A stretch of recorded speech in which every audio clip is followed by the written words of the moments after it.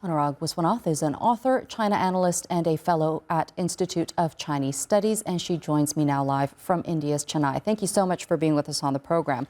Now, this trilateral meeting is happening off of the back of China's drills around Taiwan, and of course, its growing influence in the South China Sea. But what's going to be interesting to see here is how they maneuver around their polar opposite relations with the United States. Obviously, China being a rival, while South Korea and Japan are on good terms with the U.S. Yes, Northeast Asia, the peninsula, is a diplomatic hotspot. It is a political hotspot.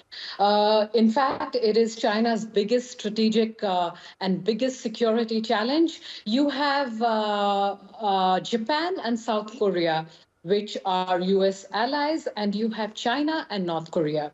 And you have East China Sea and South China Sea.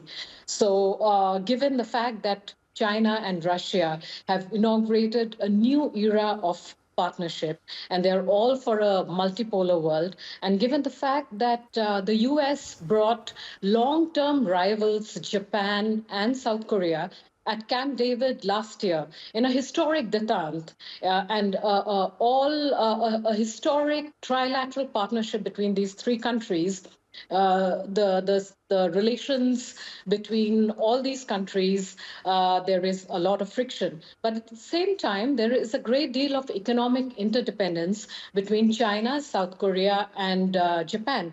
In fact, Japan is China's second biggest trading partner, and South Korea is China's third largest trading partner. For China and South Korea, the US is their second largest trading partner.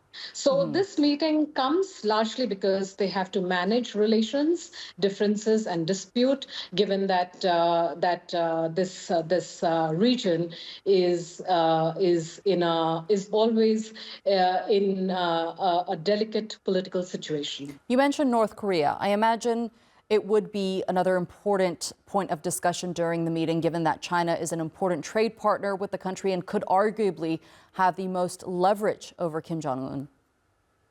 Well, this meeting is taking place after 4 years. It's supposed to be held every year, but largely because of COVID and post-COVID world and strained economic relations and strained diplomatic relations, it's being held after 4 years.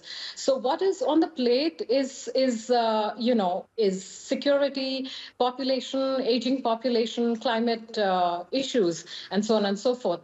So while these are going to be center stage, these 6 issues that you also mentioned, on the borderline, on the margins, the regional security issue is definitely going to be on the table.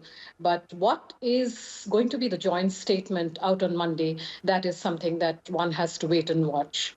Right, we're definitely going to be following that here on TRT World. Anurag Wiswanath, thank you so much for being with us here on TRT World. Thank you for having me.